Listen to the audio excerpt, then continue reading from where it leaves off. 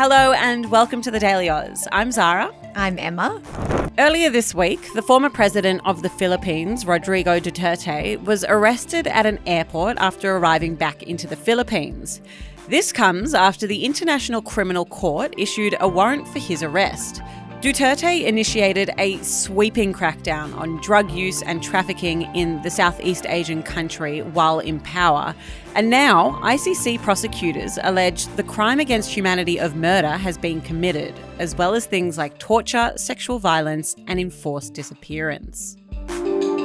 Okay, so Zara, this story really took me by surprise this week. I'm sure some of our listeners may have heard Duterte's name before, but many others like me might not know anything about him and anything about this story and the allegations against him. So I think it'd be really helpful to just take it back to basics, back to the start. Yeah.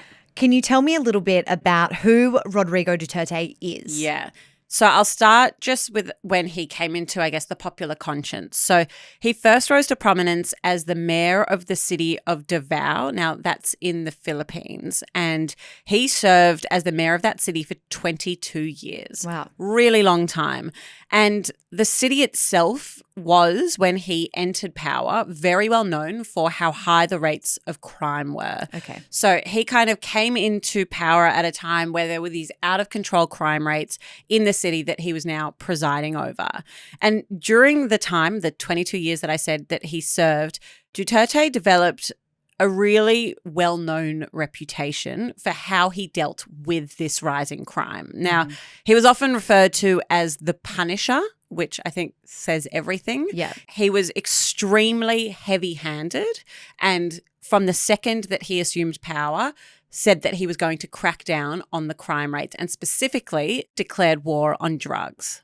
So this heavy-handed kind of leadership style that he became known for very quickly, this name of the Punisher that he was given, obviously he still was in power in that city for 22 odd years, and I'm assuming that's just the beginning of his political career. Yeah, he was extremely popular. And he used exactly the same platform that he had governed with in that city to then launch his presidential bid. And so he became president in 2016, and almost immediately what he said he was going to do, he did.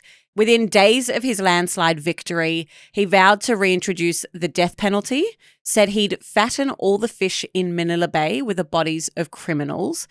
I'm going to quote some of the things he said at that time because I think it's quite remarkable that these were said publicly on television and are very readily accessible. He said, "Forget the laws on human rights. If I make it to the presidential palace, I will do just what I did as mayor. You drug pushers, hold up men and do nothings. You better go out because I'll kill you." So these are the words that he has said during campaigning. Yeah. So he's platformed on these hardline policies and then won a landslide election victory. Yeah, and I mean, he had the 22 years as mayor to point to say, look, I have changed this city. Let me do the same thing to the country. In a televised address shortly after he successfully won the presidential election, he came out and very explicitly endorsed members of the public engaging in vigilante activity. And that basically just means like taking punishment into your own hands outside of the legal system. He said directly that he would personally reward anyone who shot and killed a drug dealer. Now, just to give you a sense of the numbers and what we're talking about here, according to Amnesty International, more than 6,000 people were killed in the first 6 months of Duterte's presidency as part of this so-called war on drugs. It's one thing to have a prominent leader kind of take a hardline stance of this nature on drugs, but a whole other thing to kind of, we're talking about 2016, to hear a leader in the modern times that we live in essentially be endorsing violence or this vigilante style activity from citizens. Yeah, and I mean, you're right, because the war on drugs is not anything new. We've seen it in US history. We've seen it to some effect here. Like, that is not a new concept or a new idea. But what was happening in the Philippines was very different. So I said 6,000 people in the first 6 months. To give you a sense of how that was happening, the overwhelming majority of those killings were extrajudicial killings by death squads. Wow. Death squads being a term that Duterte himself has owned. He said in 2024, last year, that he had used death squads. And he said, in acknowledging the existence of these death squads, that they were mainly made up of gangsters, which is interesting because all of this is about crime. Because we're seeing, the state or the law enforcement colluding with organised crime in this war on drugs. The war on drugs, presumably organised crime has a role to play there. So I guess there are those questions then of corruption. Yeah, I mean, it's so multifaceted and there's still so much that's not known. But what we do know is that Human Rights Watch has said that what they call the urban poor were the primary targets of these death squads. And we've also learned quite a bit through the International Criminal Court. And that court alleges that Duterte's attacks were both widespread and systematic. The court says that the crackdowns took place over a period of several years and resulted in thousands and thousands of deaths. Now, as I said, the exact number isn't known, but I was looking around to try get a sense of it. The New York Times reports that the death toll could be around 30,000. What really struck me about this story is that it's not just about a government kind of going hard on drug manufacturing or drug dealing organisations. This seemed to be such a widespread policy that, people in really remote or poorer communities where drug addiction might have been a really significant social issue in those areas, that there were kind of mass killings targeted at those more vulnerable people within the community as well. Yeah, and I think the thing that stuck out to me when I was researching this is the popularity that he enjoyed. So Duterte left office extremely popular. I believe the most popular leader in the country's history. And so he really had this kind of populist element to his popularity. And I just think that's also really interesting. You have mentioned that International Criminal Court investigation, the arrest at the top of the episode. So what do we need to know about how that fits into the story? Why now? Hello, Billy here from TDA. We have just looked at our YouTube analytics and 95% of you who are watching our videos aren't subscribing. If you want to help independent media like us grow, the best way you can do that is by pressing subscribe. Thank you so much and back to the video. Yeah, so let me just first quickly explain for our listeners what the ICC is, and then we'll go into why we're talking about it today. So the ICC, or the International Criminal Court, is a UN body. It's tasked with investigating crimes against humanity. So just quickly, the International Court of Justice, the ICJ, that looks at countries. The ICC, the one we're talking about today, that looks at individuals. Okay. And so they're different courts and they have different mandates as well. So this court has the power to issue arrest warrants and to compel people to appear before a tribunal at The Hague, which is in the Netherlands, and that's where the ICC is based. 125 countries are parties to the ICC, meaning they recognise its power and that they must arrest anyone on their soil with an active warrant. So that's not every country, you'll notice. And so there you start to see some of the complexities that occur when we're talking about these kind of world courts. And if you're thinking, why have I heard about the ICC as of late? It has been in the headlines a fair bit over the last few years.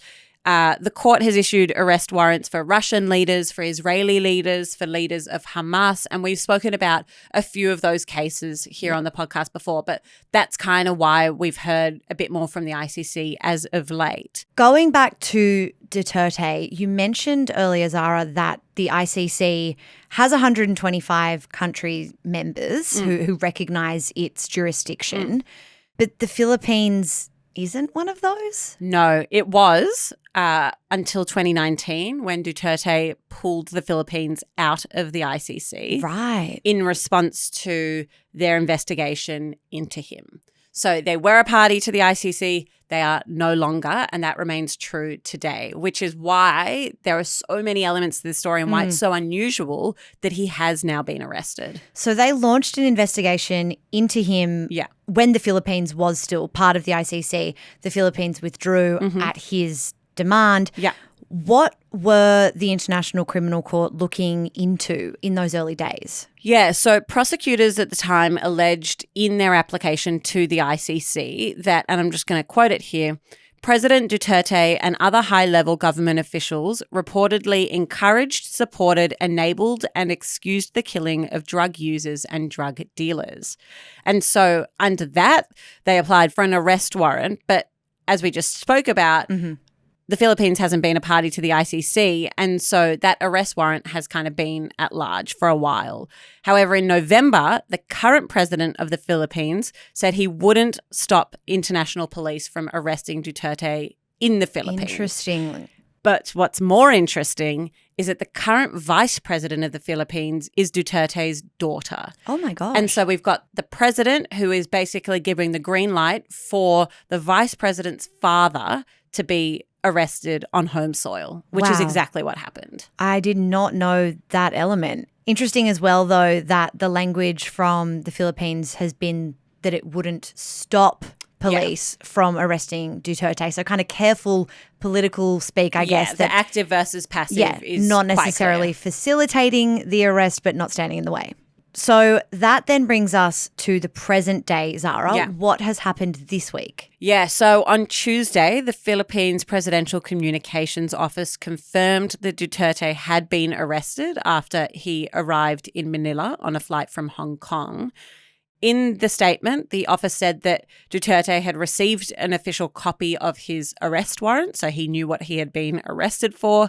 And then later that day, so very quickly, Duterte was put on a plane to The Hague, which, as I said earlier, is where the ICC is based, where he is expected to face charges of crimes against humanity. Obviously, this is a story and an investigation that has been going on for several years, but to have all of that momentum in one day. Yeah. He's been arrested. He'll face the International Criminal Court, but presumably that doesn't happen immediately. No. So what is happening now? Yeah, so nothing moves fast when we talk about international courts. You know, got to think about how many different jurisdictions and levels of law we're talking about here. So it is a slow-moving process. A trial isn't expected to begin for another few months still. And when it does start, it is likely to take a very long time to get through. All of this evidence has to be presented on both sides. We are, however, expecting Duterte to appear before the court as part of a pre-trial hearing sometime this week, sometime soon. He won't be required at this stage, though, to enter a plea. This is just the pre-trial part before they get to the kind of main part of it all. In the meantime, while he awaits trial, Duterte will be kept in detention near The Hague, so near where he is being tried. And interestingly, I was reading up about the detention centre he's being kept at, and he's being kept there with all the other people that are there awaiting trial. Oh, wow. And so there are like other world leaders yeah. and military leaders from a bunch of different countries around the world. It's not a prison in the sense that you think about when you think of a prison. Yeah. Apparently there are like yoga classes there that they can do. So Wow. it's quite an interesting concept. But I did think it was unique that all of these kind of very powerful people are all being kept vaguely in the same place. Yeah, that's super interesting. Zara, what kind of outcome, has been predicted? What could this look like on the other side of what will no doubt be an incredibly lengthy trial? Is Duterte looking at life behind bars? What happens? Yeah, look, it's very difficult to know. There's not a whole heap of precedent that's been set in this space. And I mean, if we look at the numbers, since the court was created, its judges have issued just 11 convictions and 4 acquittals. 21 people have appeared before the court and 31 people remain at large, largely the people that, we mentioned earlier. Charges have also been dropped against 7 people due to their deaths. And so I think that gives you a sense that we don't know a whole lot. There's not this rule book that is followed. These are all very unique cases in different jurisdictions. So we don't know what will happen from here. But first, as I said, there'll be that pre-trial, then the trial, and then we'll have to see what happens from there. Interestingly, you mentioned Duterte's popularity as leader and a popularity that has stood the test of time for some people of the Philippines, because we've seen a lot of protests that have emerged on the ground there in the days since his arrest.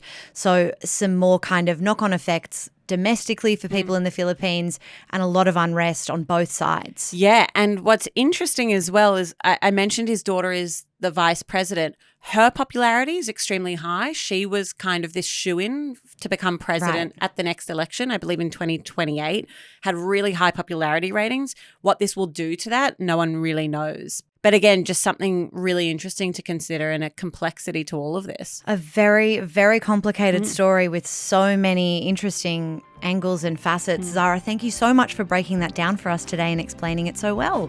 Thanks, Em. Thank you for listening to today's episode. If you enjoyed it, feel free to share it with a friend. Or if you are watching us over on YouTube, don't forget to subscribe. We'll be back a little bit later on today with your evening headlines. But until then, have a great day.